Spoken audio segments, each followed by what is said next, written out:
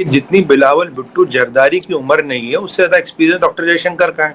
इसने बोला, इसकी हिम्मत इतनी, इसकी औकात इतनी बढ़ गई, इसने बोला कि हम भारत को दिखाएंगे, मुंह तोड़ जवाब देंगे वक्त आने पे। पता था जयशंकर की बेइज्जती का बदला देंगे, ये नहीं पता था कि जयशंकर की बेइज्जती का बदला अपनी पाकिस्तानी माँ और बहनों से लिया जाएगा। मैं क्या कर रहा हूं, ये क्या कभी हमने सोचा है? हमने कभी अपने गिरबान के अंदर झांका है कि हम क्या करते हैं और हम क्या मैसेज देते हैं दुनिया को? बजाय ये कि बर्फ पिघलती, माहौल मैं समझती हूँ कि ज्यादा विशिएट हो गया है, माहौल और खराब हो गया है ताल्लुकात के लिए। ताल्लुकात तो वैसे खराब थे, लेकिन even the environment now has worsened between the two countries. अबे कश्मीर तुम्हारे बाप का है क्या? कश्मीर तुम्हारे बाप का है क्या? तुम्हारी फौज तो आई थी 4 बार लेने, लास्ट बार लाशें भी यहीं छोड़ के भैया, वो भी हमें दफनानी पड़ गई। तो तुम किस कश्मीर की बात करते हो यार? वैसे भिखारियों के लिए G20 में तो काम है नहीं। G20 तो इमर्जिंग इकोनॉमीज की मीटिंग है, इकोनॉमी की फोरम है। तुम तो नीचे की 10 इकोनॉमियों में आते हो। तुम्हारा और G20 का मतलब क्या? तुम्हारा और कश्मीर का मतलब क्या? भाई हमारा अनफिनिश्ड एजेंडा है POJ के लेना। 55 सीटों वालों को जाकर आप वजीर जो है वो बना दें, फॉरेन मिनिस्टर बना दें, और वो भी आपकी दुनिया जहान में बेइज्जती करा कर आ रहा हो। दुनिया को तो मालूम था कि ये मल्टीलेटरल फोरम है, तो वहां पे उसी तरह पाकिस्तानी वजीर खारजा के साथ भी डील करते जैसे बाकियों के साथ डील करते हैं। लेकिन आपने देखा बाकी लोगों से हाथ मिलाए और हमारे वजीर खारजा को वो हिंदुस्तानी तर्ज का नमस्ते किया। जय हिंद दोस्तों, स्वागत है आप लोग का हिंदुस्तानी स्पेशल के एक और नए वीडियो में। दोस्तों एक बयान एस जयशंकर का काफ़ी ज़्यादा वायरल हो रहा है, जिसमें वो ये बोल रहे हैं कि जो आतंकवादी है वो आतंकवादियों के साथ नहीं बैठते, यानी कि जो भारत है वो पाकिस्तान के साथ नहीं बैठेगा। इसके बाद से पूरी दुनिया में और ख़ास करके पाकिस्तान में इसके ऊपर काफ़ी ज़्यादा कल से ही डिबेट चल रहा है, और कई अपने वीडियो में भी देखा होगा कि पाकिस्तानी ये बात बोल रहे हैं कि जो एस जयशंकर हैं उन्होंने तहजीब उनमें नहीं है, उनको ऐसा नहीं बोलना चाहिए।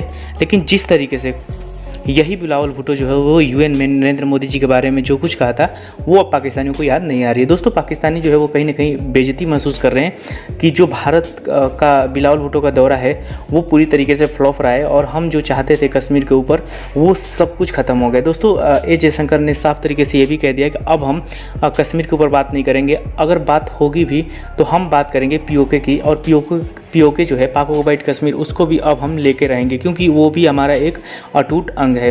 दोस्तों इसके बाद पाकिस्तानी मीडिया जो है वो जयशंकर पे जो बिलावल भुट्टो है उस पर बहुत ज़्यादा भड़की हुई है कि एक तो वहाँ पे कुछ हुआ नहीं, और सबसे बड़ी बात है कि वहाँ पे एक और मैसेज पूरी दुनिया को चला गया कि जो POK है जिस पे कि पाकिस्तान ने ऑक्युपाइड किया हुआ है गलत तरीके से, वो जो है वो कहीं ना कहीं भारत का हिस्सा है और भारत आने वाले दिनों में लेगा। तो चलिए वीडियो में चलते हैं और देखते हैं कि पाकिस्तानी मीडिया इस पे और क्या बात कर रही है। बिलावल भुट्टो जरदारी वापस पहुंचे अपने कंट्री, और वहां जाकर उन्होंने प्रेस कॉन्फ्रेंस की कि मैंने तो बातचीत करने की कोशिश की, हम अमन चाहते हैं इंडिया में आने वाले इलेक्शंस, इसलिए उनके फॉरेन मिनिस्टर यानी कि इंडिया के फॉरेन मिनिस्टर मुसलमानों को कोशिश कर रहे थे कि मुसलमानों को टेररिस्ट डिक्लेयर करें और हमें टेररिस्ट डिक्लेयर करें, हम भी तो विक्टिम है।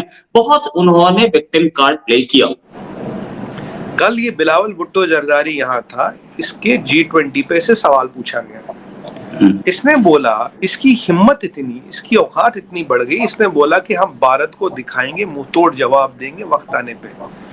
और वहां पे जब ये बिलावल भुट्टो जरदारी यहाँ बैठा था, वहां पे एक एम्बुश होता, हमारे 5 स्पेशल फोर्सेस के भाई मारे जाते हैं। जब ये यहाँ बैठा है, FATT वाले प्रेस रिलीज निकालते, बोलते हमने ये काम किया। ये भी कोइंसिडेंस नंबर 3। कोइंसिडेंस नंबर 4 कहता है G20 में हम भारत को जवाब देंगे, और वहां POK में क्या होता है? शहजाद अहमद, जांबाज force, x veteran of Pakistan army, उसको अवार्ड मिला कुछ तमगाए जुर्रत और व्हाटएवर, वो रोहित भाई प्रेस कॉन्फ्रेंस करता है और कहता है POK से हम लड़के रिक्रूट करेंगे, हम नए जिहादी रिक्रूट करेंगे और G20 को कश्मीर में होने नहीं देंगे। यहाँ बिलावल भुट्टो जरदारी वही बात करता, वहां POK में प्रेस कॉन्फ्रेंस होके पाकिस्तान आर्मी का वेटरन शहजाद अहमद जांबाज फोर्स प्रेस कॉन्फ्रेंस देके ये चीज हमें देता। पर एक चीज यहाँ मैं बोल दूं, ये भी चौथा कोइंसिडेंस, ये चौथा कोइंसिडेंस। अगर यहाँ आने की हिमाकत की तो वापस कोई नहीं जाएगा, because the venue will be guarded by Marcos, SF, RR and J&K police, CRPF। तो जो यहाँ आएगा वन वे टिकट पे आएगा, सीधा यहाँ से ऊपर जाएगा, वापस नहीं जाएगा। ये शहजाद अहमद जो भी तुम्हारा नाम है भैया, सुन लो, ये चौथा कोइंसिडेंस। पांचवा कोइंसिडेंस मैं आपको बताऊं, सबसे बड़ा, डॉक्टर जयशंकर ने इन्हें बोला स्पोक्समैन ऑफ टेरर। तुम्हारी जो इक्विटी है, तुम्हारी जो क्रेडिबिलिटी, तुम्हारे फॉरेन एक्सचेंज रिजर्व से जल्दी डिप्लीट हो रही है, ठीक है।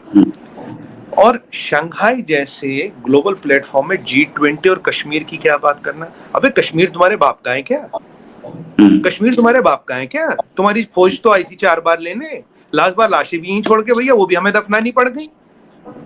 तो तुम किस कश्मीर की बात करते हो यार? वैसे भिखारियों के लिए G20 में तो काम है नहीं। G20 तो इमर्जिंग इकोनॉमीज की मीटिंग है, इकोनॉमी की फोरम है। तुम तो नीचे की 10 इकोनॉमियों में आते हो। तुम्हारा और G20 का मतलब क्या? तुम्हारा और कश्मीर का मतलब क्या? भाई हमारा अनफिनिश्ड एजेंडा है POJ के लेना। एक तो वहां वाट लग गई। Coincidence number 5। कोइंसिडेंस नंबर 6, कल इन्होंने हमारे एक पत्रकार को इंटरव्यू दिया। हाँ सॉरी, पहले एक चीज आपको बताऊं रोहित भाई, कोइंसिडेंस नंबर 6 ये है, जब ये वापस जा रहे थे और जो इनकी वो उर्दू है ना, उर्दू, वो पता किससे मिलती है आपको? आपने 3 इडियट देखी है? देखिए आपने, वहां एक कैरेक्टर था चतुर याद है आपको, कॉमेडियन, और इसकी उर्दू बिल्कुल मिलती है। राजकुमार हिरनानी जी, अगली बार ना चतुर का रोल इसी को देना, ये पैसे भी नहीं लेगा, इसे TRP चाहिए। ये तो यार TRP के लिए आया था, फोटो खिंचवाने आया था। यहाँ पे क्या होता है, इसके भाई साहब रोहित जी पसीने छूट रहे थे। मैंने कहा कि पसीने क्यों छूट रहे, जहाज में बैठा है यार। और मैंने देखा अच्छा 1998 का जहाज है, बाबा आजम के जमाने का जहाज है जिसमें घूमता है। कोई बात नहीं, गरीब लोगों के पास ऐसे जहाज होते।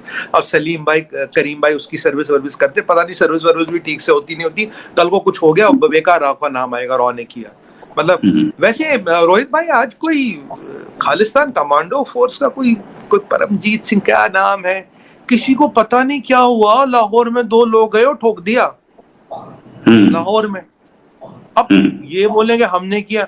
मैं तो कहता हूँ महाकाल की इच्छा से सब कुछ होता है। अब महाकाल की इच्छा थी, महाकाली की मर्जी थी, हो गई, घटना घट गई। हमने क्या किया भाई? 1998 के जहाज में घूमोगे, सलीम भाई, रफीक भाई सर्विस करेंगे तो कुछ भी हो सकता है ना। जनरल जवाल हक के साथ भी तो हुआ था, याया खान के साथ हुआ, बेनजीर के साथ हुआ, इनके नाना जी के साथ हुआ। एक तो ये है। अब रोहित भाई मुझे इसकी कहानी समझ आई, हुआ क्या, आप सुनिएगा। इन्होंने हमारे पत्रकार, एक है हमारे देश के महानुभाव पत्रकार, आप समझ गए उनका नाम, उनको इंटरव्यू दिया था। उस इंटरव्यू में पत्रकार हमारे पूछते, भाई तूने UN रेजोल्यूशन पूरा पढ़ा? तो जिस UN रेजोल्यूशन की बात करते, कहते मैंने पूरा पढ़ा। तो कहता उसमें ये लिखा है कि तुम POK से और GB से अपनी आर्मी निकालोगे। कहता हाँ हम तैयार हैं। रोहित भाई, कल तो पाकिस्तान की फॉरेन पॉलिसी में फंडामेंटल चेंज हुआ। पाकिस्तान का फॉरेन मिनिस्टर ये कहता है, भारत के मीडिया में कहता है, भारत के पत्रकार को इंटरव्यू देते हुए कहता है, मैं अपनी आर्मी POK और GB से निकालने को तैयार हूं। This is a fundamental change in the stance of Pakistan, this is documented evidence. ये एक और फियास्को।